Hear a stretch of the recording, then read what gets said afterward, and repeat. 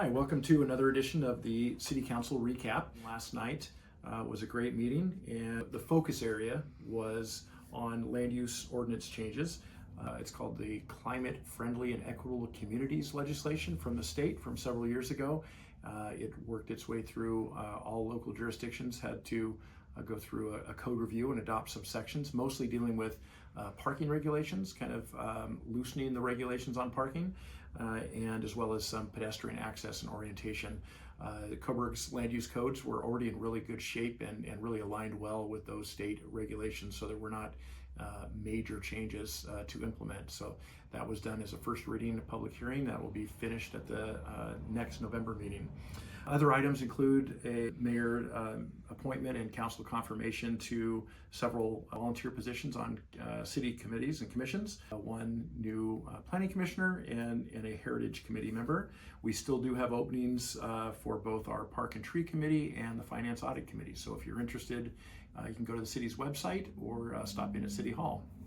The other items were more administrative updates and overviews of items that will be coming to council in the future. So we went over some updates for the building permit program. All cities have to adopt state building codes, and so there's some regulatory steps that we have to take to adopt the most recent codes, as well as implement some updates to the building permit fees, as well as adopting a dangerous buildings code, which is an extra code that gives the city some definitions for when they're determined dangerous and how we go about cleaning them up.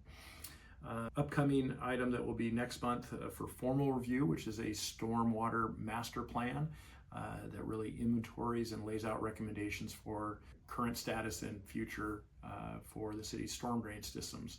It's a combination of city systems and Lane County systems, and integrating those and dealing with the regulatory implications of where the waters are collected and where they go from there is a lot of the master plan. Also had a quarterly update from the police department, going over their quarterly statistics, and those are also posted on the police department page on the city website. And we also send those out on Facebook. So if you're interested in looking at the types and volume of calls that the Coburg Police Department handles on a monthly and quarterly basis, they're great statistics. Our police department handles those, provides really good documentation for their activities.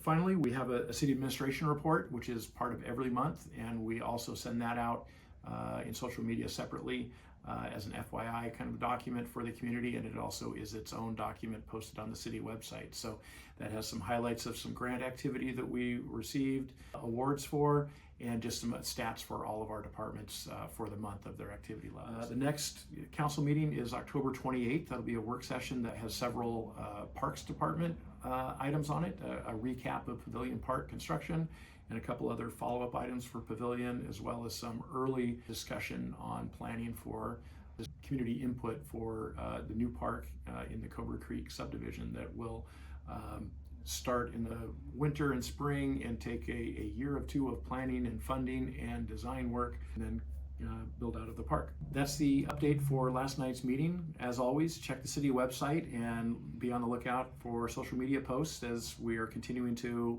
put information out that the public is interested in. And if there's something you're interested in that you don't see, feel free to stop in City Hall, contact me or anyone on staff or the mayor, and we'd be glad to talk more.